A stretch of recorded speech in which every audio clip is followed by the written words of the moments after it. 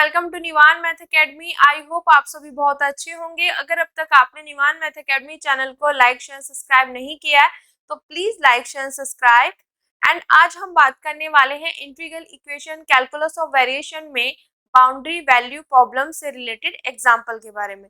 इससे पहले वाली वीडियो में मैंने बाउंड्री वैल्यू प्रॉब्लम क्या होता है मैंने अच्छे से आपको एक्सप्लेन किया है। अगर अब तक आपने वो नहीं देखा है तो प्लेलिस्ट में जाके आप चेक कर सकते हो।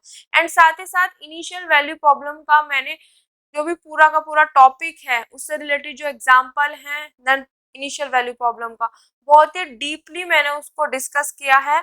अगर अब तक आपने वो भी नहीं देखा है तो वो भी प्लेलिस्ट में आपको मिल जाएगा, वहां से जाके उसको देख सकते हैं। नाउ अब हम स्टार्ट करते हैं अपना जो आज का हमारा टारगेट है। बाउंड्री वैल्यू प्रॉब्लम का ये एग्जाम्पल मैंने यहाँ पे लिया है जिसको हमें आज सॉल्व करना है, और किस तरीके से बाउंड्री वैल्यू प्रॉब्लम से रिलेटेड एग्जाम्पल को हम सॉल्व करेंगे वो आज हम यहाँ पे पूरा डिस्कस करने वाले हैं। अगर मैं बात करूँ इस एग्जाम्पल की तो इस एग्जाम्पल में ऑलरेडी मेंशन है कि बाउंड्री वैल्यू प्रॉब्लम को दिया हुआ है, बाउंड्री वैल्यू प्रॉब्लम यहाँ पे, तो आपको सीधा यहाँ पे पता चल जाएगा this is the boundary value problem. But क्या होता है कभी कभी हमें सिर्फ बाउंड्री वैल्यू प्रॉब्लम नहीं दिया जाता, हम वहां पे चेक करते हैं। तो चेक किस तरीके से करेंगे वो भी मैं यहाँ पे बताऊंगी। एंड इनिशियल वैल्यू प्रॉब्लम और बाउंड्री वैल्यू प्रॉब्लम दोनों में हमारे पास जो टारगेट होता है वो ये होता है कि हमें डिफरेंशियल इक्वेशन को कन्वर्ट करना होता है इंटीग्रल इक्वेशन में। दोनों में टारगेट यही होता है हमारा, बट हमारे पास कंडीशन की वजह से दोनों चेंज हो जाते हैं। On the condition, on the base of condition हम यहाँ पे चेक करेंगे, ठीक है। On the base of condition के बेस पे हम यहाँ पे चेक करेंगे कि क्या ये इनिशियल है या बाउंड्री वैल्यू प्रॉब्लम है, फिर उसी हिसाब से हम उसको सॉल्व करेंगे, ठीक है। अब ये सब चीजें मैं बाद में बताऊंगी। जैसे मैंने इनिशियल वैल्यू प्रॉब्लम में क्वेश्चंस को सॉल्व करने के लिए कुछ आपको पार्ट या स्टेप्स में उसमें स्टेप्स में कन्वर्ट कराया था कि step number first, step number second, step number third, step number fourth. Similarly यहाँ पे भी हम स्टेप या पार्ट में उनको डिवाइड कर सकते हैं उसके सॉल्यूशन को और अच्छे से समझ सकते हैं। तो मैंने यहाँ पे कुछ पार्ट्स बनाए हैं जो हम सॉल्यूशन में यूज करेंगे। आप पार्ट्स की जगह लिख सकते हो step number first, step number second, step number third, step number fourth. मैंने यहाँ पे पार्ट वन कि जो मैं सॉल्यूशन में करूंगी उसका पार्ट वन क्या होगा, पार्ट वन ये होगा कि मुझे जो डिफरेंशियल इक्वेशन गिवन होगी, क्योंकि हमें ऑलरेडी डिफरेंशियल इक्वेशन क्या होगी गिवन, तो हमारा टारगेट किस पे होना चाहिए डिफरेंशियल इक्वेशन पे। तो डिफरेंशियल इक्वेशन जो भी गिवन होगी मेरे पास उसमें हाईएस्ट ऑर्डर डेरिवेटिव, मैंने सिर्फ यहाँ पे हाईएस्ट डेरिवेटिव लिखा हुआ है, या आप यहाँ पे करेक्ट कर लेना या इतना ही ध्यान रखना, हाईएस्ट ऑर्डर डेरिवेटिव जो होगा उसको आपने पकड़ लेना है, ठीक है। हाईएस्ट ऑर्डर डेरिवेटिव को पकड़ के अपने पास रखो यहाँ पे। अब जो भी उसके अलावा जो भी वहां पे बचता है, उसके अलावा जो भी उस डिफरेंशियल इक्वेशन में रहता है उसको इक्वल टू के इधर भेज देना है।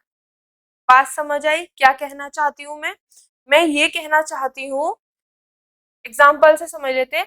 जैसे मेरे पास डिफरेंशियल इक्वेशन है ये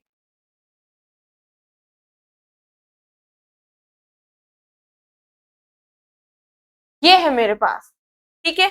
मैंने ये कोई भी वैसे ही नॉर्मली डिफरेंशियल इक्वेशन ले ली। अब इस डिफरेंशियल इक्वेशन में मेरा पहला टारगेट ये रहेगा कि इसमें मैं देखूंगी कि हाईएस्ट ऑर्डर डेरिवेटिव है कहाँ। देखो यहाँ पे तो y बैठा हुआ है, यहाँ पे इसका फर्स्ट ऑर्डर डेरिवेटिव है, यहाँ पे कितना है सेकंड ऑर्डर डेरिवेटिव, तो इनमें हाईएस्ट कौन सा है ये। तो जो हाईएस्ट है उसको बेचारे को पकड़ के आप अपने पास बैठा लो, ठीक है, इक्वल टू। अब जो भी बचता है रिमेनिंग पोर्शन, जो भी रिमेनिंग पोर्शन बचता है उसको इक्वल टू के इधर ले जाओ। तो यहाँ पे मेरे पास ये दोनों प्लस में है तो इधर आके माइनस में। पहले पार्ट का मीनिंग या पहले स्टेप का मीनिंग जो है वो है ये। क्लियर हो गया कि मेरे पास क्या जो हाईएस्ट ऑर्डर डेरिवेटिव होगा या हाईएस्ट डेरिवेटिव जो होगा डिफरेंशियल इक्वेशन में जो बैठा होगा उसको पकड़ के यहाँ बैठा लेना है, जो भी बचता है उसको इक्वल टू के इधर। तो यही चीज मैंने आपको यहाँ पे बताई है। This is the part first, या आप लिख सकते हो साइड में लिख लेना स्टेप फर्स्ट, जैसे भी आपको कंफर्टेबल हो, स्टेप फर्स्ट या पार्ट फर्स्ट उसके हिसाब से, ठीक है। अब स्टेप नंबर सेकंड या पार्ट सेकंड में हमें क्या करना है, स्टेप फर्स्ट या पार्ट सेकंड में हमें क्या करना है, जो भी ये हमारे पास आएगा स्टेप नंबर फर्स्ट में, इसका हमें क्या करना है, इंटीग्रेशन, ठीक है। क्या करना है, इंटीग्रेशन करना है, मतलब integrating on both side with respect to X, जो भी वहां पे इंडिपेंडेंट वेरिएबल दिया होगा उसके रिस्पेक्ट में, और जो लिमिट्स हैं वो भी, ठीक है। वो जब मैं क्वेश्चन करूंगी मैं तभी बताऊंगी, जैसे इनिशियल वैल्यू प्रॉब्लम में था ना, थोड़ा सा सिमिलर वैसे ही है। तो हमारे पास जो ये होगा स्टेप नंबर फर्स्ट में जो आएगा, इसका हमें इंटीग्रेटिंग करना है ऑन बोथ साइड, देन उसके बाद उसको सॉल्व करना है। सॉल्व कर लिया, यहाँ तक हमने उसको सॉल्व कर लिया। बट हमारे पास क्या होगा, यहाँ पे एक सिचुएशन ऐसी आएगी हमारे पास, 1 मिनट, एक सिचुएशन हमारे पास ऐसी आएगी यहाँ पे कि हमें कांस्टेंट यहाँ पे मानना पड़ेगा। जब स्टेप नंबर हमने फर्स्ट किया तो हाईएस्ट डेरिवेटिव हमने रख लिया, इक्वल टू में रिमेनिंग पार्ट कर दिया। उसका जब हम इंटीग्रेशन किया हमने सेकेंड स्टेप में, तो उसको सॉल्व करने के बाद एक सिचुएशन वहां पे ऐसी क्रिएट होगी कि आपको वहां पे मजबूर होना पड़ेगा एक कांस्टेंट सी मानने के लिए। इतना क्लियर हो गया। अब वो कांस्टेंट सी हमने अपनी साइड से मान लिया, उसके बाद इतना काम तो हो गया। अब स्टेप नंबर थर्ड या part number third, step number third या पार्ट नंबर, 1 मिनट, मैं यहाँ से थोड़ा सा दूर करके लिखती हूँ, यहाँ पे लिख लेते step number third. Step number third या पार्ट नंबर थर्ड में क्या रहेगा हमारा, जो भी हमने यहाँ पे कांस्टेंट सी मान लिया, फिर जो आएगा पूरा का पूरा पोर्शन उसका फिर से हमें again integrating on both side with respect to X, जो भी इंडिपेंडेंट वेरिएबल वहां पे गिवन होगा, एंड वहां पे इंटीग्रेशन करने के बाद फाइनली हमें क्या मिल जाएगा वहां पे, u ऑफ x, मतलब जो हमें फाइंड करना है, u हो या y हो, जो भी वहां पे हमें फाइंड करना है वो हमें मिल जाएगा, ठीक है। सबसे पहले step number first, highest order derivative equal to remaining part, उसके बाद इसका इंटीग्रेशन करेंगे, उसको सॉल्व करेंगे, तो वहां पे सिचुएशन ऐसी क्रिएट होगी कि आपको कांस्टेंट सी मानना पड़ेगा। उसके बाद जो यहाँ पे पूरा का पूरा मतलब एक इक्वेशन बन के आ जाएगी, उसका फिर से आप इंटीग्रेशन करोगे ऑन बोथ साइड, और फिर फाइनली हमें u ऑफ x या y ऑफ x जो भी हमें निकालना होगा वो हमारे पास वहां पे निकल के आ जाएगा। बट यहाँ पे क्या होगा, जो भी हमारे पास u ऑफ x या y ऑफ x निकल के आएगा तो उसमें क्या होगा, कांस्टेंट c ऑलरेडी बैठा होगा, बट ये कांस्टेंट c हमने अपनी साइड से माना है, तो इसको हमें क्या करना पड़ेगा, भगाना पड़ेगा। तो नेक्स्ट स्टेप जो होगा या जो हमारा नेक्स्ट पार्ट होगा उसमें हमारे पास क्या होगा, स्टेप नंबर 4, मैं यहाँ पे लिख देती हूँ स्टेप नंबर 5, ठीक है। आपको जोन सा भी अच्छा लगे स्टेप या पार्ट उसके हिसाब से आप कर लेना। तो यहाँ पे स्टेप नंबर 4 में क्या होगा, जो कांस्टेंट यहाँ पे आएगा उसको हमें क्या करना है, रिमूव करना है। अब भाई रिमूव किस तरीके से करेंगे, रिमूव करेंगे हम, जो हमारे पास एग्जाम्पल में जो हमारे पास क्वेश्चन होगा ना उसमें जो कंडीशंस गिवन होंगी उनकी हेल्प से हम इसको क्या कर देंगे, रिमूव। वही स्टेप नंबर 4 है या part number 4, remove constant C with the help of condition, ठीक है। अब देखो यहाँ पे पुट द वैल्यू ऑफ, यहाँ पे ऑफ आएगा, आप ये चीज करेक्ट कर लेना, of C in part third में हमारे पास u ऑफ x जो निकल के आया था उसमें उसकी वैल्यू रखनी है, और फिर हमें फाइनली इंटीग्रल इक्वेशन मिल जाएगी जो हमारा टारगेट है। अब एक बार मैं ये सारे एक बार और बता देती हूँ।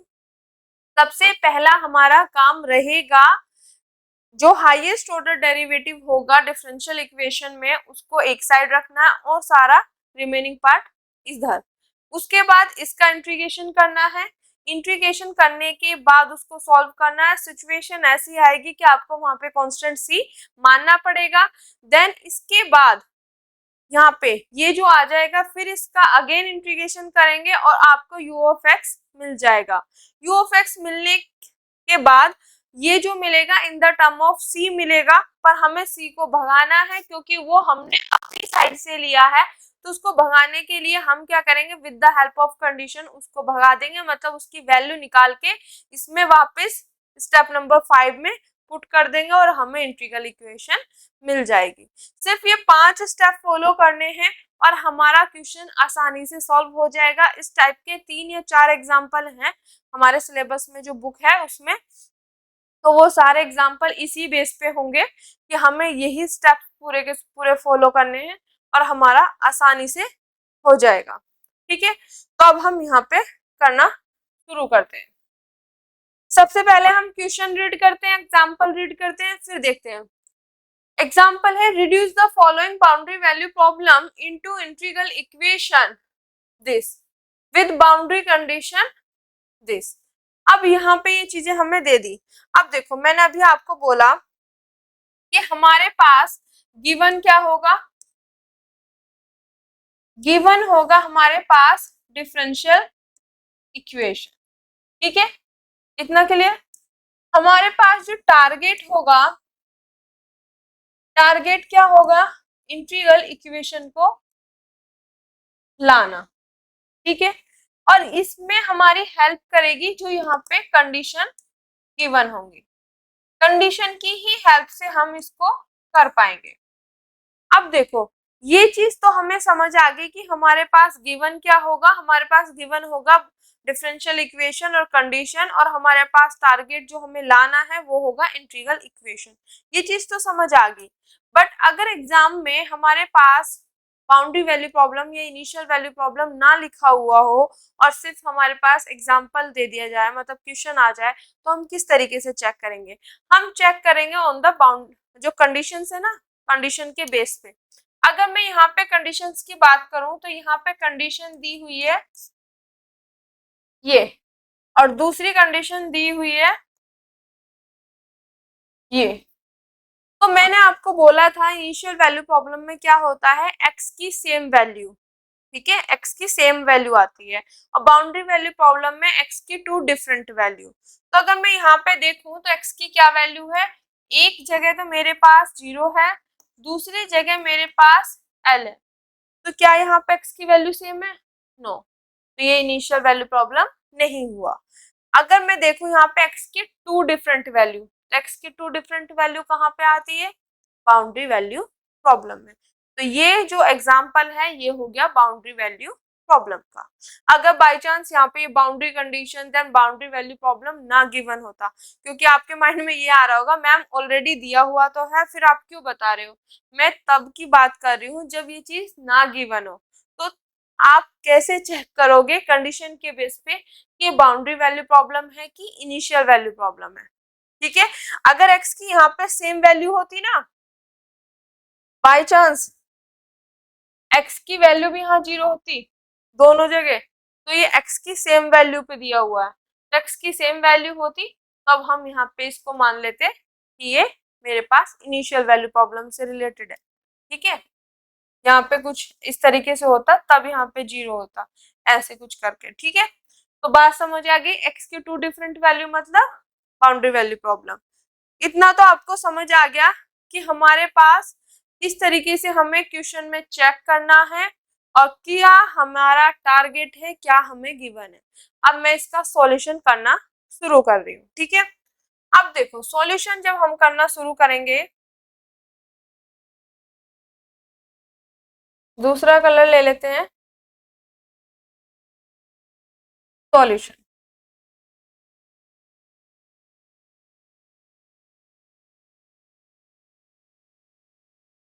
सॉल्यूशन ले लिया मैंने।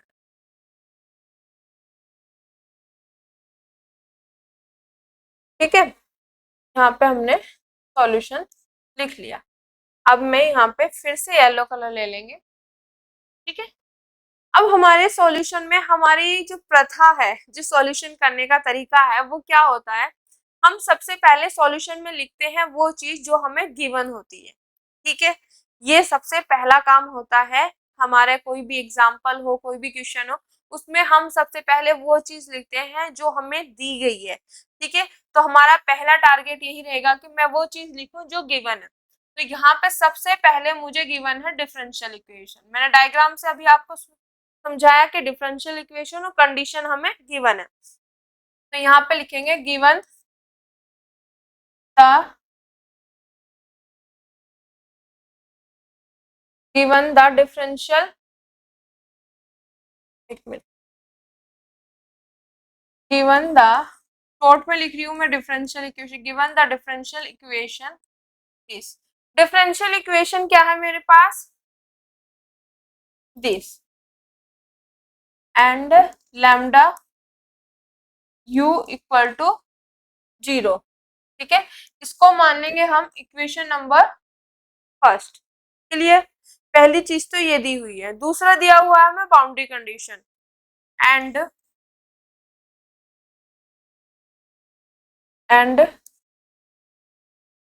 द बाउंड्री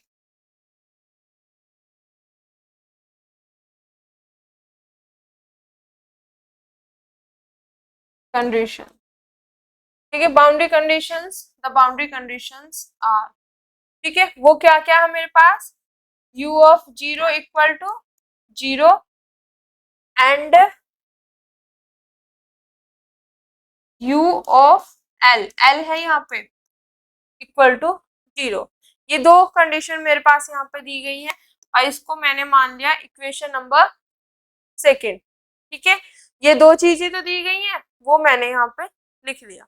अब मुझे पता चल गया x की वैल्यू यहाँ पे 0 है, यहाँ पे क्या है, l है। तो 0 l मतलब दो डिफरेंट वैल्यू होगी मेरे पास यहाँ पे, तो x की टू डिफरेंट वैल्यू पर this is the boundary value problem.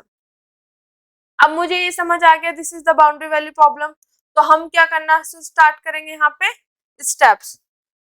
तो यहाँ पे मेरे पास सॉल्यूशन के बाद पार्ट नंबर फर्स्ट लिख दो या स्टेप लिख दो। मैं लिख रही हूँ स्टेप नंबर फर्स्ट। एक मिनट, अच्छे से लिखते हैं।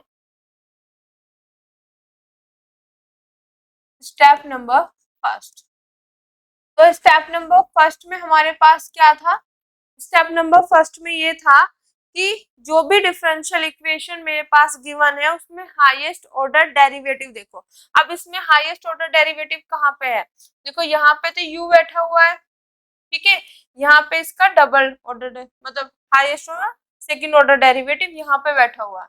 तो इनमें हाईएस्ट कौन सा है, यही तो है।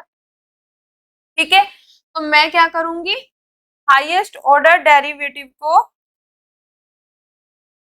यहाँ पे लिखूंगी। तो u double dash of x, u double dash of x, और जो भी पोर्शन रहता है रिमेनिंग पोर्शन वो इक्वल टू में इधर। तो यहाँ पे देखो ये मैंने एक साइड लिख लिया। ठीक है, उसके बाद जो भी पोर्शन रहता है उसको हम लिखेंगे इक्वल टू में इधर। तो यहाँ पे ये क्या बैठा है, लैम्डा u, तो इधर जाके माइनस के लैम्डा u। तो वही चीज मैं आगे लिखने वाली हूँ, u double dash of x minus के लैम्डा u, और u किसका फंक्शन है, x का। ठीक है, इतना क्लियर हो गया। दिस इज ऑलरेडी कितनी इक्वेशन हो गई, दो हुई है। तो this is equation number third. इतना क्लियर हो गया बेटा।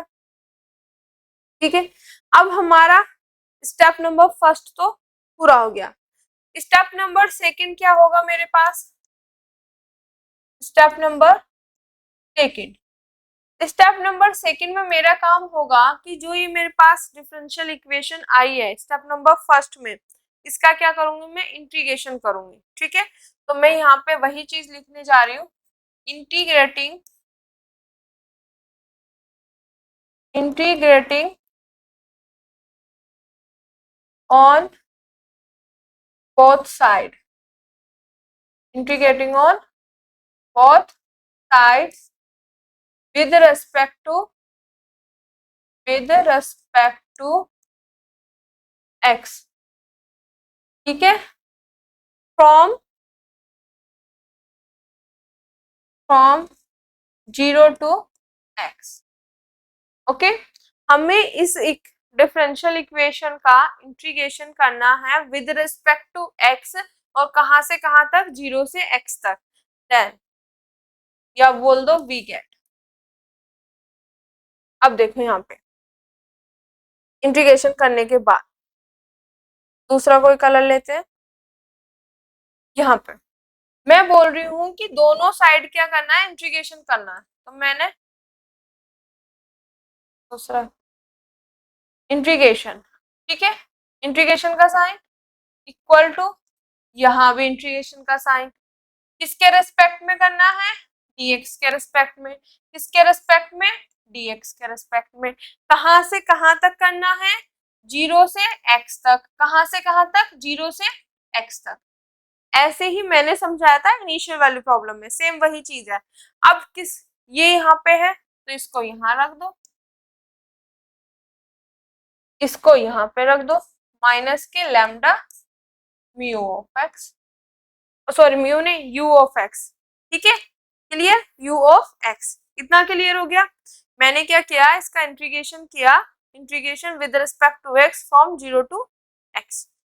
अब देखो यहाँ पे हमें पता है जब भी हम यहाँ पे सेकेंड ऑर्डर डेरिवेटिव है, इसका जब मैं इंटीग्रेशन करूंगी तो एक कम हो जाएगा, तो एक कम में क्या आएगा, u डैश ऑफ x, मतलब फर्स्ट ऑर्डर डेरिवेटिव। यहाँ पे सेकेंड ऑर्डर डेरिवेटिव बैठा हुआ है, इसका इंटीग्रेशन करेंगे तो फर्स्ट ऑर्डर डेरिवेटिव आ जाएगा ये, और यहाँ पे मेरे पास जो लिमिट है वो, क्लियर। अब ये चीज आई कैसे, ये मैं समझा देती हूँ, ठीक है। अगर आपने, मैंने उसमें भी इनिशियल वैल्यू प्रॉब्लम में भी अच्छे से समझाया हुआ है, देखो अगर u double dash of x है तो इसको हम लिख कैसे सकते हैं, हम इस तरीके से लिख सकते हैं, ऐसे ही होता है ना, ठीक है। तो मैं वहां पे इसकी जगह लिख रही हूं ये चीज, ठीक है, और यहाँ पे है dx। इतना क्लियर हो गया, ठीक है। अब ये ऊपर वाला मैं इरेज कर रही हूँ। अब देखो यहाँ पे इसको मैं किस तरीके से ओपन करूं, इंटीग्रेशन, इसको d अपॉन dx, और यहाँ पे आ जाएगा du अपॉन dx। इसको इस तरीके से लिख सकते हैं, कोई दिक्कत, ठीक है। इस पूरे को मैं ऐसे लिख सकती हूँ, ठीक है।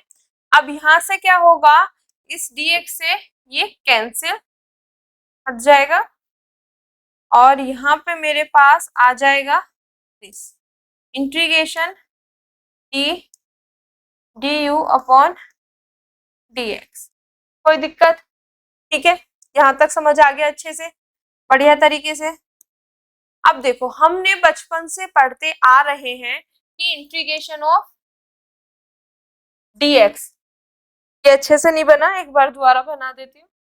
इंटीग्रेशन ऑफ dx, dx का इंटीग्रेशन क्या होता है, x, जो इसके साथ वाला होता है, ठीक है। x प्लस के c, वहां पे इंटीग्रेशन जो कांस्टेंट, इंटीग्रेटिंग कांस्टेंट होता है वो भी आता है, पर वो हम उसकी बात नहीं कर रहे, हम सिर्फ ये कर रहे हैं dx का इंटीग्रेशन मतलब इसके साथ वाला। तो सिमिलरली जब मैं इसका इंटीग्रेशन करूंगी, ये d है, x की जगह ये बैठा हुआ, तो इसका इंटीग्रेशन क्या आएगा, ये, तो यस का आ जाएगा दिस। और इसको हम किस तरीके से लिखते हैं, u डैश ऑफ x, तो वही चीज मैंने यहाँ पे लिखी। तो इसको मैंने कैसे लिख दिया, जो मैं बोल रही थी कि जब भी हम सेकेंड ऑर्डर डेरिवेटिव का इंटीग्रेशन कर रहे हैं तो उसमें से एक कम हो जाता है, यहाँ पे सेकेंड ऑर्डर डेरिवेटिव है तो ये फर्स्ट ऑर्डर डेरिवेटिव हो जाएगा। तो ये कैसे हुआ, वो प्रोसेस मैंने आपको अच्छे से बता दी है, किस तरीके से आएगा वो पूरा मैंने एक्सप्लेन आपको कर दिया, ठीक है। अब मैं इसको थोड़ा सा ऊपर कर रही हूँ यहाँ पे, इतना क्लियर हो गया, इतना समझ आ गया। अब आगे इक्वल टू, एक मिनट,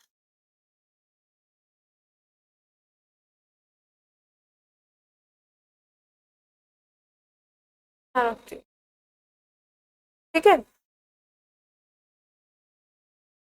अब यहाँ पे ये माइनस की लैम्डा, ये क्या है, कांस्टेंट है, तो कांस्टेंट इंटीग्रेशन से क्या जाता है बाहर, माइनस के लैम्डा बाहर, इंटीग्रेशन 0 से x u ऑफ x, और यहाँ पे आ जाएगा मेरे पास dx।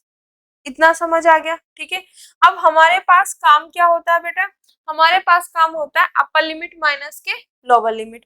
तो यहाँ पे अपर लिमिट रखो, अपर लिमिट x की जगह x ही आएगा, minus lower limit u of 0, clear, equal to, ये हमारे पास अभी एज इट इज ही रहने देना है,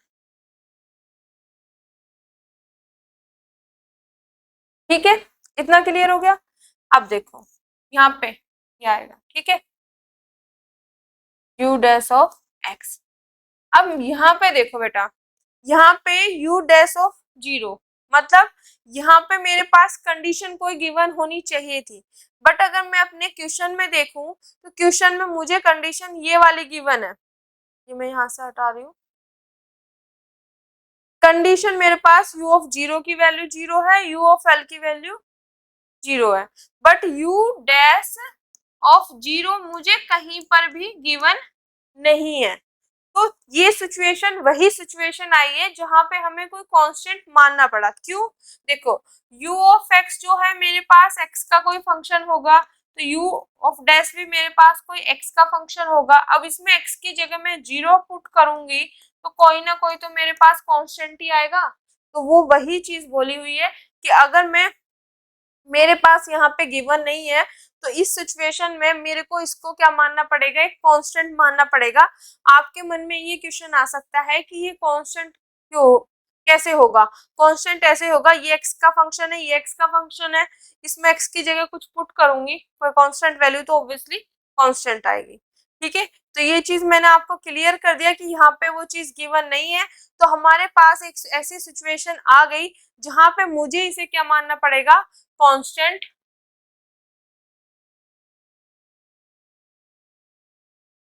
कांस्टेंट सी। साइड में आप लिख देना, यहाँ पे मैं यही लिख देती हूँ, let C equal to constant. C मेरे पास क्या है, एक कांस्टेंट है, ठीक है।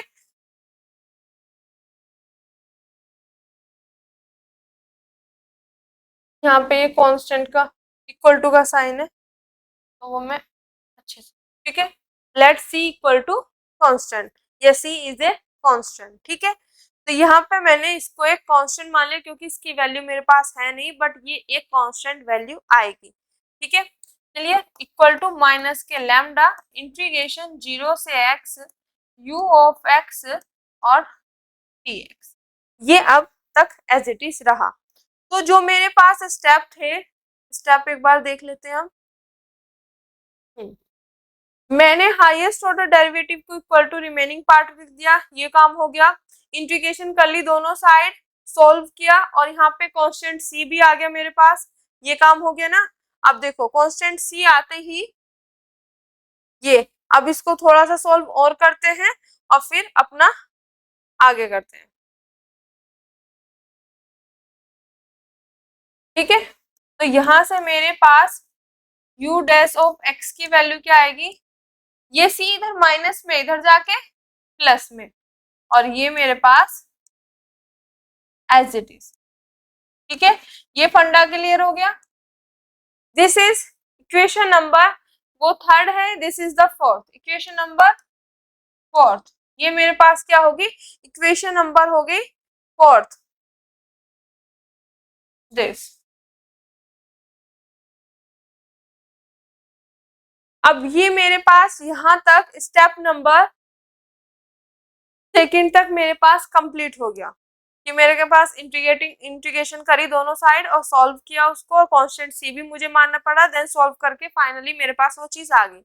अब सॉरी पार्ट नंबर थर्ड में क्या है, फिर से जो अब आया है मेरे पास यहाँ पे निकल के, उसका फिर से इंटीग्रेशन करूं और यहाँ पे मुझे मिल जाएगा फाइनली u ऑफ x। ठीक है, अब आपके मन में ये बात आ रही होगी कि हम यहाँ पे फिर से इंटीग्रेशन क्यों कर रहे हैं।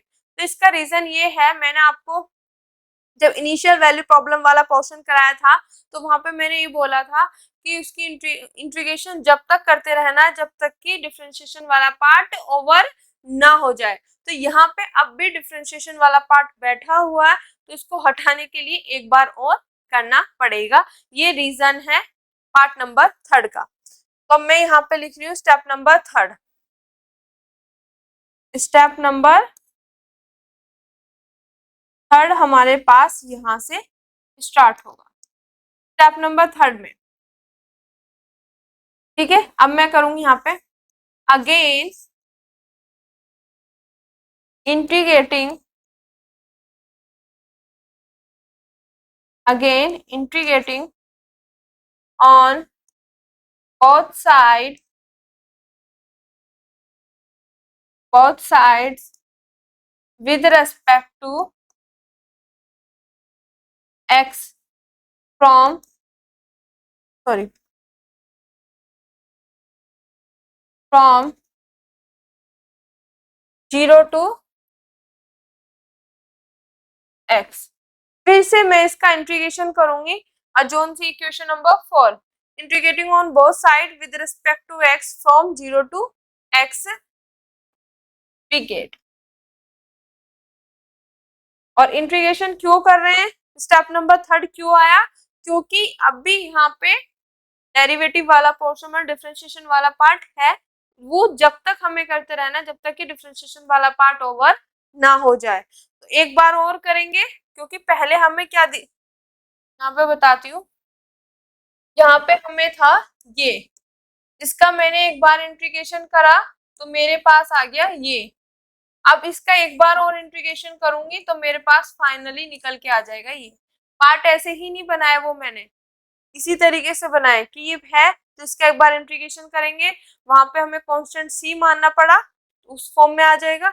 इसका एक बार और करूंगी तो फाइनली मेरे पास वो निकल के आ जाएगा u ऑफ x जो मुझे चाहिए। ठीक है, अब यहाँ तक ये मेरे पास हो गया। अब आगे देखो,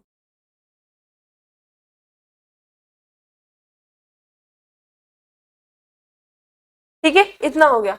अब अगर मैं इसका करती हूँ इंटीग्रेशन, एक मिनट,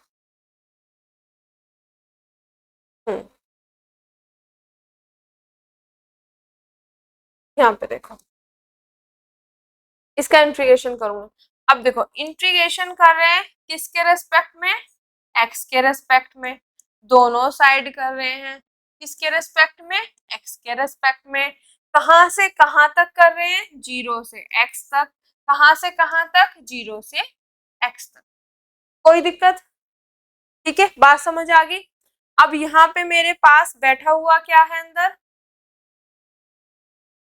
बैठा हुआ क्या है यहाँ पे u डैश ऑफ x, और यहाँ पे अंदर क्या है, पूरा पोर्शन लिखो c माइनस के लैम्डा इंटीग्रेशन 0 से x u ऑफ x, और यहाँ पे आ जाएगा ये मेरे पास अंदर बैठा हुआ है। ठीक है, अब देखो यहाँ पे फर्स्ट ऑर्डर डेरिवेटिव है, इसका एक बार इंटीग्रेशन करूंगी तो क्या हो जाएगा, डेरिवेटिव एक कम हो जाएगा, तो फर्स्ट से कहाँ जाएगा, सिंपल वही ये फंक्शन आ जाएगा। अब इसको अगर मैं सॉल्व करके दिखाऊं तो कैसे करेंगे, देखो u डैश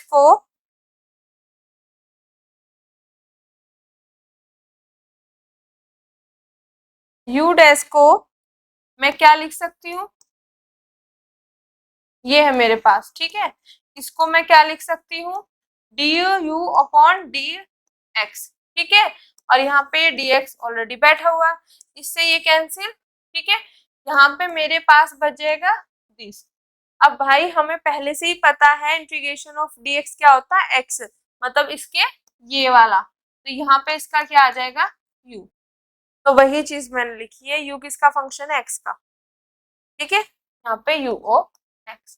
तो वो कैसे आता है वो चीज मैंने बता दिया। सेकेंड ऑर्डर डेरिवेटिव है तो फर्स्ट ऑर्डर आ जाएगा, फर्स्ट ऑर्डर है तो उसके बाद वो फिनिश ही हो जाएगा, मतलब डेरिवेटिव वाला पोर्शन ही नहीं रहेगा, एज इट इज फंक्शन आ जाएगा। ठीक है, तो आई होप ये चीज आपको अच्छे से समझ आ गया होगा कि किस तरीके से हम इनको सॉल्व करते हैं। तो मेरे पास यहाँ पे ये आ गया और यहाँ पे लिखेंगे हम लिमिट। ठीक है, अब इसकी कर दो अंदर, अंदर की साइड मल्टीप्लाई, यहाँ पे करेंगे तो 0 से x c dx। क्लियर। और यहाँ पे देखो माइनस के लैम्डा, अब देखो ये इंटीग्रेशन में है, माइनस के लैम्डा क्या है, एक कांस्टेंट, तो इंटीग्रेशन से बाहर आ जाएगा, तो माइनस के लैम्डा यहाँ पे, और इंटीग्रेशन 0 से x ये वाला पोर्शन, फिर अंदर एक ऑलरेडी बैठा हुआ है वो आ जाएगा u ऑफ x, और यहाँ पे dx, और एक ये वाला dx। ठीक है, बात समझ आई, मतलब ये वाला c dx माइनस, ठीक है, और ये माइनस, जो माइनस लैम्डा मैं बोल रही हूँ ये कांस्टेंट है, तो ये ऑलरेडी उससे इंटीग्रेशन से बाहर आएगा, तो मैंने ऑलरेडी इंटीग्रेशन से बाहर ले लिया, ये वाला इंटीग्रेशन, अंदर वाला इंटीग्रेशन u ऑफ x, ये वाला dx और ये वाला dx। ठीक है, तो इतना समझ आ गया, अब आगे चलते हैं।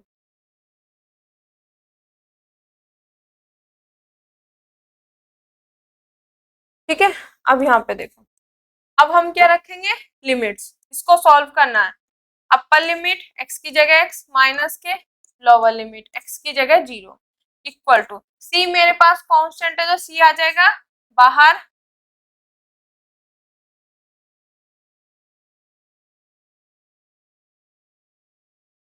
c आ जाएगा बाहर, अंदर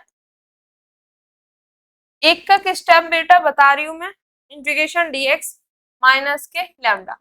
अब देखो अगर ये चीज आप देख रहे हो तो मैंने आपको टॉपिक कराया था multiple integral, conversion of multiple integral into single integral.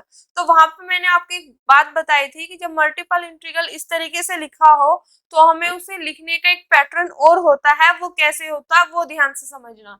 ये जितनी बार भी है इसको आप लिखोगे ओनली वन टाइम, चाहे ये 3 बार है, 4 बार है, 5 बार है, जितनी बार भी है उसको एक ही बार लिखना है। u ऑफ x यहाँ पे जो फंक्शन होता है वो एज इट इज बैठा होता है dx। ठीक है, अब ये जितनी बार है तो उसको लिख देते हैं यहाँ पे ऊपर, ये 2 बार है तो मैंने, 2 बार है तो मैंने 2 बार ऊपर लिख दिया, 2 टाइम्स है तो 2 ऊपर। ठीक है, तो ये लिखने का पैटर्न होता है मल्टीपल इंटीग्रल में, कि अगर उसको मैं ऐसे लिखूं, जितनी बार भी है एक बार ये एज इट इज, इसके ऊपर 2। क्लियर हो गया। ठीक है, अब यहाँ पे बताओ u ऑफ 0 हमें दी हुई है, सॉरी बेटा, ये u ऑफ 0 की वैल्यू क्या दी हुई है, 0, तो हम वहां पे पुट कर देंगे, यहाँ पे हम पुट करेंगे। ठीक है, तो यहाँ पे आप पुट कर लेना u ऑफ x, और यहाँ पे इसकी वैल्यू 0, और यहाँ पे c, और dx की क्या हो जाएगा इंटीग्रेशन x, और यहाँ पे मेरे पास लिमिट, ठीक है, माइनस लैम्डा। अब यहाँ पे जो स्टेप हम करने वाले हैं वो चीज ध्यान से समझना, यहाँ पे हम क्या करते करेंगे, वेरिएबल को चेंज, जैसे इनिशियल वैल्यू प्रॉब्लम में किया था ना वैसे ही सेम, क्योंकि हमें पता है कि हमारे पास जो फॉर्मूला होता है ना उसमें क्या होता है इस तरीके से, u ऑफ t dt की पावर n, तो यहाँ पे t बैठा होता है। ठीक है, तो यहाँ पे होता है मेरे पास a से x, तो हम तब वहां पे इसको चेंज करते हैं। ठीक है, तो वही उसी के लिए मैं इसको यहाँ पे x की जगह अंदर क्या कर दूंगी, t, x की जगह t वेरिएबल हम ले आएंगे। ठीक है, रीजन समझ आया क्यों, क्योंकि हमारे पास फॉर्मूले में ही ऐसा होता है। अब देखो यहाँ पे अगर मैं x की जगह t करूंगी क्या कुछ फर्क नहीं पड़ेगा इंटीग्रेशन पे, नहीं, क्योंकि इंटीग्रेशन की प्रॉपर्टी होती है कि अगर आप वेरिएबल चेंज करते हो तो उसमें उसकी वैल्यू में कोई फर्क नहीं आता, तो इस वजह से हम यहाँ पे चेंज कर सकते हैं। तो हमने यहाँ पे चेंज किया u ऑफ t, और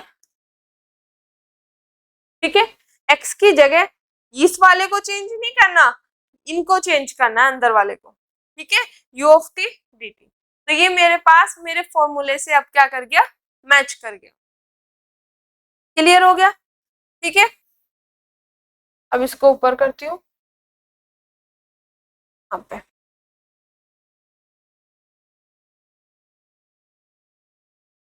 ठीक है। अब यहाँ पे देखो, इसको सॉल्व करते हैं। u ऑफ x, ठीक है, ये 0 था, ये अब जब यहाँ से हट जाएगा। अब यहाँ पे इसकी लिमिट पुट कर दो, x की जगह x और x की जगह 0, अपर लिमिट माइनस के लोअर लिमिट माइनस के लैम्डा। अब देखो यहाँ पे ये क्या हो गया, मल्टीपल इंटीग्रल, ठीक है। अब इसको सिंगल इंटीग्रल में चेंज करने का हमारे पास बड़ा ही मतलब खतरनाक बोल दो, ये बड़ा ही बढ़िया फॉर्मूला है, बड़ा ही सुंदर फॉर्मूला है, जो इतनी मतलब इतने सारे मल्टीपल को एक सिंगल इंटीग्रल में चेंज कर देता है। बड़ा ही सुंदर फॉर्मूला है। फॉर्मूला क्या है, फॉर्मूला याद करने का मैंने आपको तरीका बताया हुआ, तो मैं उसी तरीके से काम करूंगी। फॉर्मूले में क्या होता है कि ये इंटीग्रेशन जो है यहाँ पे एज इट इज, यहाँ पे u ऑफ टी जो अंदर है वो एज इट इज, और D T as it is, ठीक है। ये याद करने का मैंने तरीका बताया हुआ है। अगर अब भी आपने इनिशियल वैल्यू प्रॉब्लम वाला टॉपिक नहीं देखा है तो प्लीज प्लेलिस्ट में जाके उसको जरूर देखें, बहुत इंफॉर्मेशन आपको मिलेगी, ठीक है। तो यहाँ पे जो ये 2 है ना, इस 2 के लिए यहाँ पर एक फैक्टर आएगा x माइनस के t, यहाँ पे एक फैक्टर आएगा x माइनस के t, और इसकी पावर में इस 2 में से एक कम, ठीक है, और जो पावर में है उसी का यहाँ पे फैक्टोरियल। बात समझ आई, फॉर्मूला याद करने का मैंने तरीका बताया हुआ है। मल्टीपल इंटीग्रल को सिंगल इंटीग्रल में चेंज करने का एक बड़ा ही शानदार, बड़ा ही प्यारा सा फॉर्मूला है, जो क्या है कि ये इंटीग्रेशन एज इट इज, ये u of t as it is, dt as it is.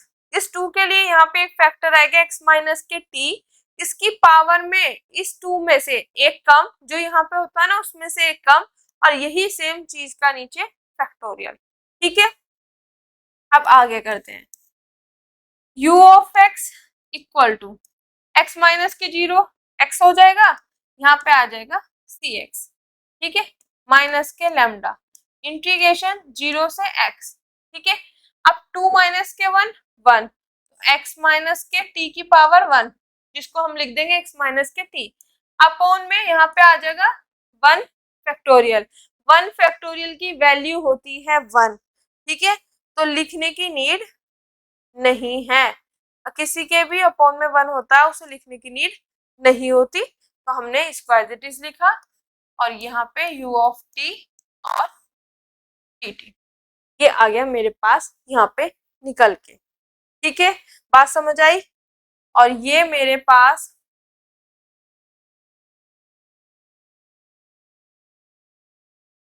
जो है स्टेप नंबर 3 है, जो मेरे पास निकल के आया, और दिस इज इक्वेशन नंबर 5। अब मैं देखो आपको स्टेप दिखाती हूँ। यहाँ पे कर लिया था, कांस्टेंट c मान लिया था, ठीक है। उसका फिर से एक बार इंटीग्रेशन करा, क्यों करा था, क्योंकि डिफरेंशिएशन वाला पार्ट ओवर नहीं हुआ था। इंटीग्रेशन करके फाइनली u ऑफ x मिल गया, तो स्टेप नंबर 3 में अब हमें मिल गया। अगर आप यहाँ पे ध्यान दोगे, अगर आप यहाँ पे दोगे u ऑफ x जो निकला है उसमें c आ रहा है, और c ये हमने अपनी साइड से क्या है, माना है। तो जब माना है तो अब इसको भगाना भी पड़ेगा, ठीक है, इसको लेके आए हैं तो इसको भगाना भी पड़ेगा। तो भगाने के लिए हम क्या करेंगे, स्टेप नंबर 4 में इसको रिमूव करेंगे, ठीक है। स्टेप नंबर अब आएगा स्टेप नंबर 4। अब 4 में मैं क्या करूंगी, इसको रिमूव करूंगी, ठीक है, रिमूव करेंगे इसको स्टेप नंबर 4 में। अब देखो मेरे पास ये है, अब मेरे पास कंडीशन क्या क्या है, कंडीशन देख लेते हैं। Condition u of 0 equal to 0 और u of l equal to 0। अब ये तो मेरे पास क्या हो गया, यूज, इसको तो हम कर चुके, ठीक है। अब ये रहता है, अब इसकी हेल्प से हमें करना है। तो अब इसको कैसे करेंगे? ओहो, हमारे पास जो कंडीशन है वो है u of l equal to 0। इसको ऊपर कर लेते हैं, ठीक है। अब यहाँ पे, ठीक है, अगर आप देख रहे होंगे इस कंडीशन की हेल्प से हम इसको रिमूव कैसे करेंगे, तो वो चीज देखो। अगर मैं x की जगह l पुट कर दूं तो मेरा काम बन जाएगा, ठीक है। तो मैं करूंगी put x equal to l in equation number, sorry, in equation 5। In equation 5 में मैं x की जगह क्या करूंगी, l पुट करूँ। क्यों? क्योंकि यहाँ पे x की जगह अगर मैं u में l पुट कर रही हूँ तो उसकी वैल्यू क्या आ रही है मेरे पास, 0। तो वही काम हम यहाँ पे करेंगे कि x की जगह l पुट करके उसकी वैल्यू क्या आ रही, 0। तो मैं यहाँ पे x की जगह मैं l पुट करूंगी, मैंने पुट किया तो c यहाँ पे l, ठीक है, माइनस के लैम्डा x की जगह l, ठीक है।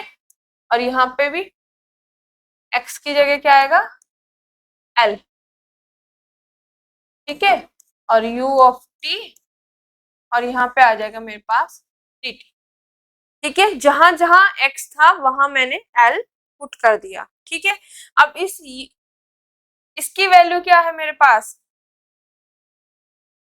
वो क्या है, 0। तो मैंने इसकी वैल्यू 0 रख दी यहाँ पे, सी एल माइनस के लैम्डा इंटीग्रेशन 0 से l, l minus k t, और यहाँ पे आ जाएगा u ऑफ t, और यहाँ पे dt। इसको अगर मैं अरेंज करूं, ये पूरा का पूरा क्या है, माइनस में है, इधर आके प्लस में, या इसको cl को इधर ले आओ, माइनस के cl इक्वल टू माइनस के लैम्डा, ठीक है, इंटीग्रेशन 0 से l, l minus k t, u of t, और यहाँ पे आएगा dt, ठीक है। इतना क्लियर? अब ये माइनस से माइनस क्या हो जाएगा, यहाँ से कैंसिल, और यहाँ पे छोटा कर लेती हूँ थोड़ा सा, ठीक है, ये आ गया। अब यहाँ से मैं, मुझे निकालनी c की वैल्यू, तो c की वैल्यू निकालो। ये l जो है मल्टीप्लाई में इधर जाके डिवाइड में, तो लैम्डा बाय l हो जाएगा यहाँ पे, ठीक है। और यहाँ पे इंटीग्रेशन 0 से l, l minus k t, u of t, और यहाँ पे मेरे पास आ जाएगा dt।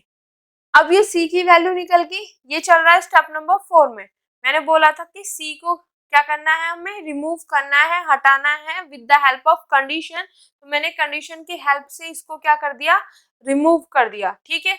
अब इसकी वैल्यू निकल के आ गया। अब इसकी वैल्यू मैं कहाँ पुट करूंगी, स्टेप नंबर 3 में, जहाँ पे मेरे पास u ऑफ x निकल के आया है उसमें अब मैं वहां पे इसको पुट करूंगी। तो अब मेरे पास आ जाएगा step number 5। This is the final step, ठीक है। फाइनल स्टेप अब आने वाला है, स्टेप नंबर 5। स्टेप नंबर 5 में उसकी इक्वेशन देख लेते हैं, एक मिनट, उसकी मैं इक्वेशन देख लेती हूँ।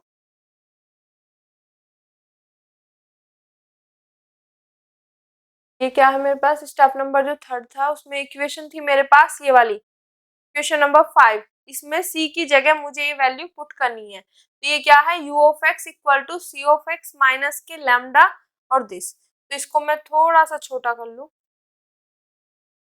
आई होप आपको भी दिख रहा है, ठीक है। मैंने इसको छोटा कर लिया थोड़ा सा, मैं इसको ऊपर कर लूं, इतना जो मुझे दिखाई दे जाए, ठीक है। अब देखो, इसमें मैं यहाँ पे इसकी वैल्यू पुट करूंगी तो मेरे पास आएगा u ऑफ x, t की वैल्यू पुट करो वहां पे, ठीक है। या हम लिख लेते हैं पहले पूरा कि put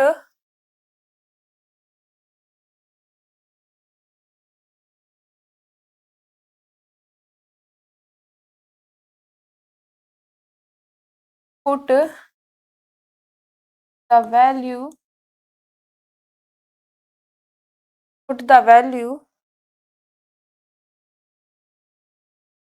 of C in equation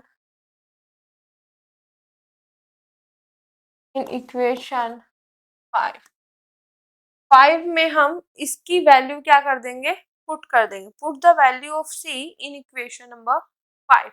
अब 5 में पुट करो u of x equal to, इसे लिखते हैं u of x equal to, ठीक है। C की वैल्यू क्या है, लैम्डा बाय l, और यहाँ पे x है, ठीक है, यहाँ पे x है ना, तो x भी लैम्डा x बाय l, ऐसे करते हैं। 2 मिनट, पहले पूरी C की ही वैल्यू रखते हैं। C की वैल्यू मेरे पास है लैम्डा बाय l इंटीग्रेशन 0 से l, ठीक है, l minus k t u of t, और यहाँ पे आ जाएगा मेरे पास dt, ठीक है, और यहाँ पे मेरे पास C के बाद है x, तो यहाँ पे x, और ये पूरा का पूरा portion remaining as it is, lambda integration 0 से x minus k t u of t, और यहाँ पे आ जाएगा dt। अब इसको जो मेरे पास स्टेप है, स्टेप देखो, यहाँ से C को रिमूव कर दिया है, C की वैल्यू आ गई, तो यहाँ पे जो हमारे पास C की वैल्यू रखने के बाद उसको सॉल्व करेंगे और फाइनली हमें इंटीग्रल इक्वेशन मिल जाएगी। तो यहाँ तक हमारे पास ये लास्ट हो जाएगा, ठीक है। अब रुको यहाँ पे, ये ठीक है। अब इसको क्या करेंगे, हम थोड़ा सा सॉल्व करेंगे, सॉल्व करके ही हमारे पास इसका फाइनल आंसर आ जाएगा। यहाँ पे ऐसे छोड़ देना सही नहीं होगा, क्योंकि अभी मैं रीजन बताने वाली हूँ, ठीक है। अब देखो यहाँ पे आ गया मेरे पास, अब u of x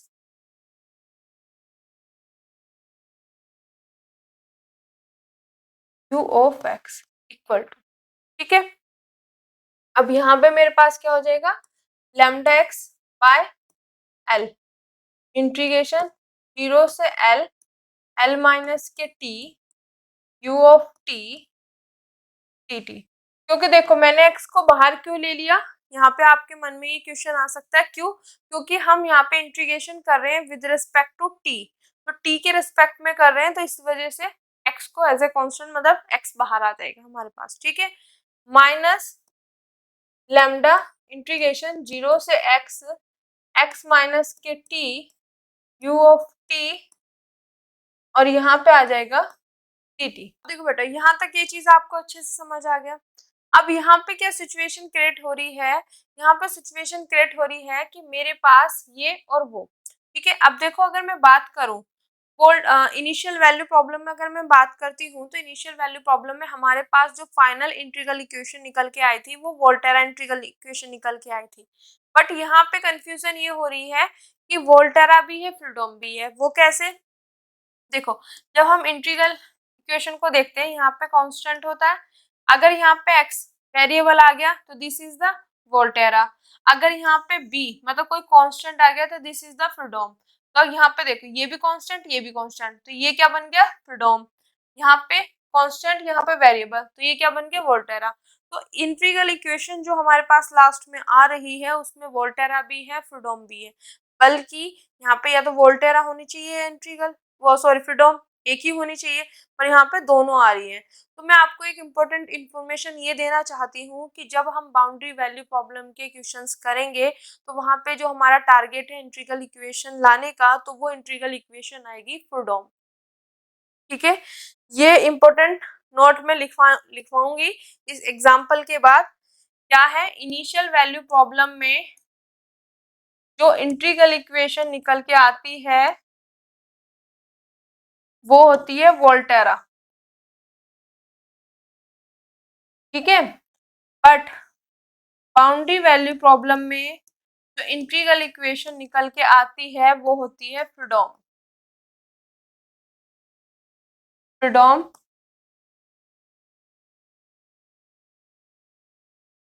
फ्रीडोम integral equation. ठीक है, तो हमें यहाँ पे जो ये सिचुएशन क्रिएट हो रही है ना कि फ्रीडोम भी है वोल्टेरा भी है, तो इसको यहाँ पे अब कन्वर्ट करना होगा मुझे फ्रीडोम में, मतलब फ्रीडोम इंटीग्रल इक्वेशन मुझे लेके आनी है। इनिशियल वैल्यू प्रॉब्लम में आप सारे क्वेश्चन अभी जब इस वीडियो को देख लो उसके बाद नोट्स में जरूर चेक करना कि जितने भी मैंने एग्जाम्पल कराए हैं जो आपके बुक में होंगे वो सभी के सभी लास्ट में मेरे पास क्या इनिशियल वैल्यू प्रॉब्लम में जो इंटीग्रल इक्वेशन बनती है वो वोल्टेरा बनती है, बाउंड्री वैल्यू प्रॉब्लम में जो इंटीग्रल इक्वेशन बनेगी वो बनेगी फ्रीडोम। ठीक है, तो अब हमारा टारगेट जो यहाँ पे एक नई प्रॉब्लम आई है उसको सॉल्व करना है। ठीक है, तो उसको सॉल्व करने का तरीका क्या होगा वो चीज ध्यान से समझना। यहाँ पे बच्चे बहुत ज्यादा कंफ्यूज हो जाते हैं, तो प्लीज ध्यान से समझना। अब अपना पूरा ध्यान यहीं पे लगा देना कि मैं इसको किस तरीके से करूंगी, वो चीज ध्यान देना। u of x equal to, अब इसको मैं अंदर ले जाऊं, जैसे मैं कांस्टेंट को बाहर लाती हूँ उसी तरीके से इसको अब अंदर ले जाऊं अच्छे बच्चों की तरह। तो मैं इसको अंदर लेगी lambda x l minus k t upon l। ठीक है, u ऑफ t और यहाँ पे dt माइनस इसको भी लैम्डा को भी अंदर ले जाओ, 0 से x lambda x minus k t u of t और यहाँ पे आ गया मेरे पास dt। ठीक है, अगर मैं बात करूं एक लाइन खींचूं, मेरे पास जो है क्वेश्चन में बाउंड्री कंडीशन जो दी हुई है वो 0, मतलब इसकी वैल्यू जो है वो 0 और l दी हुई है। मतलब मेरे पास यहाँ पे बाउंड्री मतलब बाउंड्री पे यहाँ पे 0 है और यहाँ पे क्या है l है, और x की वैल्यू इसके बीच में कहीं भी हो सकती है। हम बाउंड्री कंडीशन में बाउंड्री पे ले ली ना, x की वैल्यू 0 ले ली और x की वैल्यू l ले ली। अब मैंने मान लिया कि x मेरे पास यहाँ पे है, तो इसको 2 पार्ट्स में मैं ब्रेक करूंगी। यहाँ पे बात समझ आई, 0 से लेके l, मतलब बाउंड्री कंडीशन मतलब बाउंड्री पे वैल्यू दी हुई है 0 पे और l पे, तो x इन्हीं के बीच में कहीं होगा, तो मैंने x मान लिया यहाँ पे, मतलब इसको ब्रेक कर रहे हैं। तो मैं अब क्या करूंगी, 0 से लेके l तक जो मेरे पास इंटीग्रेशन है, जो इंटीग्रेशन है मेरे पास 0 से लेके l तक, उसको क्या कर दूंगी मैं ब्रेक कर दूंगी 2 पार्ट्स में। उसको ब्रेक करूंगी 0 से लेके x तक और x से लेके l तक। ये इंपॉर्टेंट पार्ट है इस क्वेश्चन का और इस टाइप की प्रॉब्लम्स का। सभी में सेम सिचुएशन आने वाली है बाउंड्री वैल्यू प्रॉब्लम में।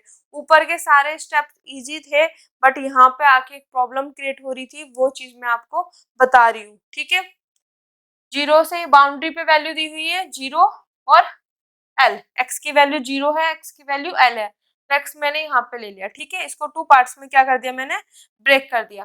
अब 2 पार्ट्स में इसको ब्रेक करा है, अब आगे ठीक है, अब यहाँ पे देखो, तो u ऑफ x मेरे पास क्या आएगी, मेरे पास 0 से x, पहले लूंगी 0 से x, ये सब चीजें as it is, lambda x l minus k t upon l, u of t और dt। ठीक है, फिर प्लस, ठीक है, क्योंकि मेरे पास मुझे पता है ना 0 से अगर l है तो मैं उसको ब्रेक कर सकती हूँ 0 से x प्लस के x से l, ये रूल होता है इंटीग्रेशन का। ठीक है, उसी के हिसाब से कर रही हूँ मैं, अपनी साइड से कुछ भी नहीं कर रही। ठीक है बेटा, बात समझ आ गई। 0 से l अगर मैं ब्रेक कर रही हूँ तो इस तरीके से ब्रेक करते हैं, तो वही चीज मैंने यहाँ पे ब्रेक कर रही हूँ। तो यहाँ पे x से l तक, x से l तक, और ये सेम चीज as it is, lambda x l minus k t upon l u of t और यहाँ पे dt। ठीक है, और माइनस के ये इंटीग्रेशन 0 से x lambda x minus k t u of t और यहाँ पे dt, ये मेरे पास आ जाएगा एज इट इज। ठीक है, अब इसको थोड़ा सा ऊपर और कर लूं मैं, अब इतना मैंने इसको कर दिया। अब यहाँ पे सॉल्व करते हैं।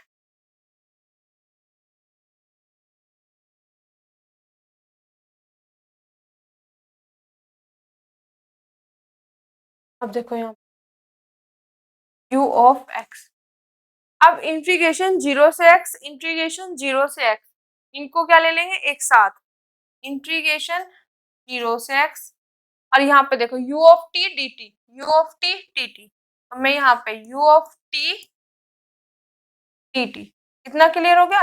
अब जो रिमेनिंग पार्ट बचा वो यहाँ पे, तो आई थिंक आ जाएगा। तो यहाँ पे है मेरे पास लेमडा एक्स एल माइनस के टी बाय एल, और यहाँ पे क्या है माइनस के लेमडा एक्स माइनस के टी। ठीक है, क्या किया हमने, इंटीग्रेशन 0 से x, इंटीग्रेशन 0 से x, u of t dt, u of t dt। ठीक है, ये वाला पोर्शन यहाँ पे माइनस के ये पोर्शन यहाँ पे। अब जो x से l है ये बेचारा मैं अभी इसी को एज इट इज रखूंगी x से l।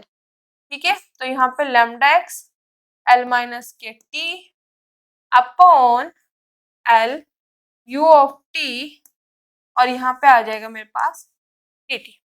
ठीक है, वो वाला पोर्शन मुझे एज इट इज रखना है। अब इसको थोड़ा सा सॉल्व कर लेते हैं, तो करते हैं सॉल्व इसको। u of x equal to, फिर से थोड़ा सा ऊपर करना पड़ेगा, और छोटा भी कर लेती हूँ, ऊपर कर,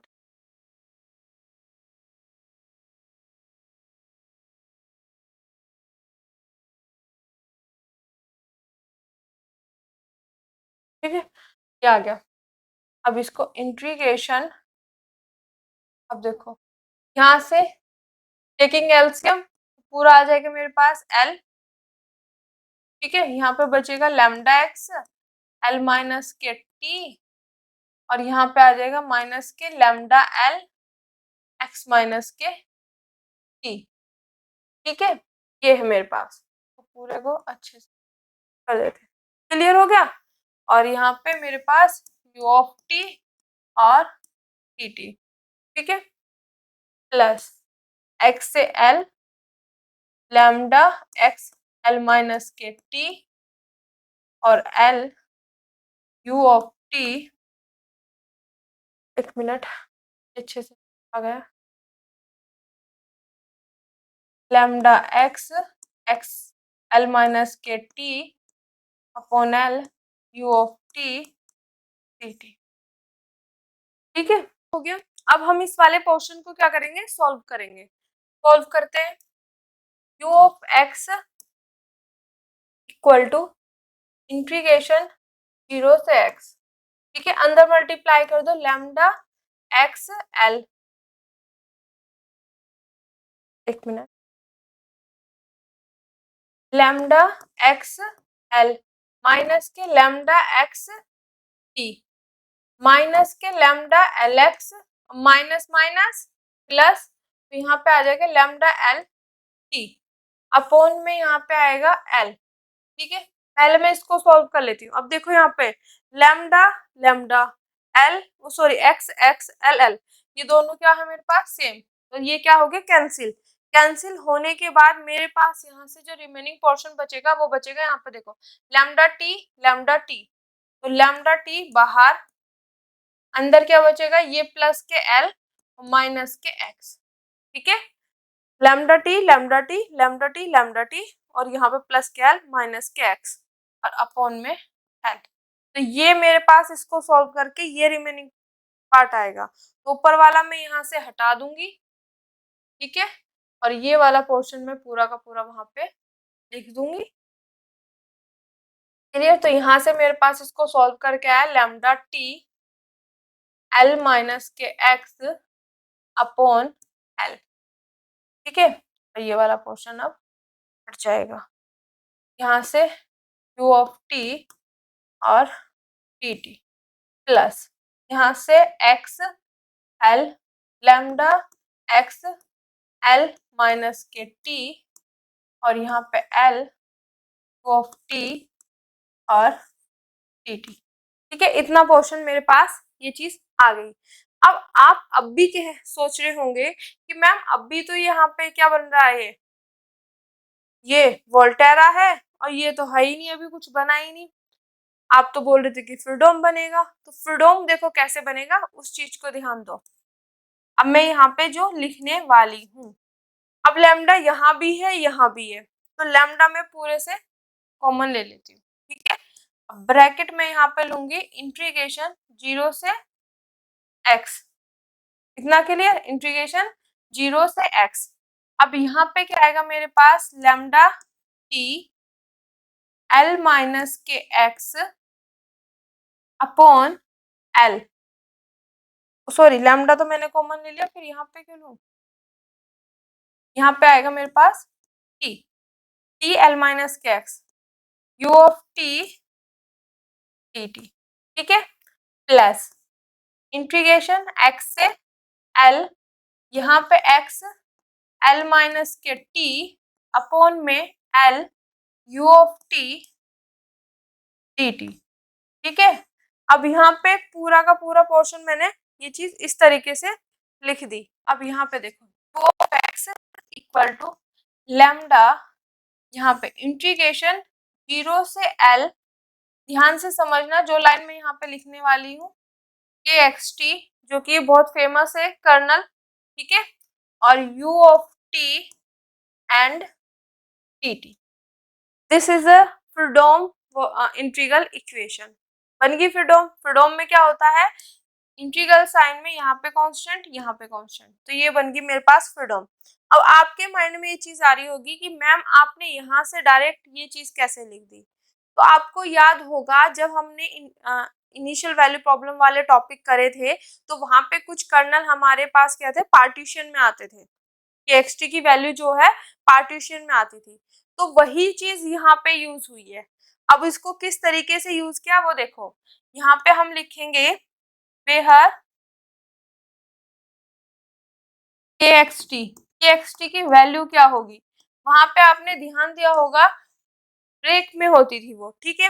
अगर मैं के एक्स टी की वैल्यू की बात करूं तो अगर मेरे पास t की वैल्यू 0 से x के बीच में हुई, t की वैल्यू 0 से x के बीच में हुई, ये वाली 0 से x के बीच में हुई t की वैल्यू, तब मेरे पास के एक्स टी क्या होगा, मेरे पास के एक्स टी होगा ये t l माइनस के x अपॉन l, ठीक है, क्योंकि यहाँ पे इंटीग्रेशन किसके रेस्पेक्ट में हो रहा है, t के रेस्पेक्ट में हो रहा है।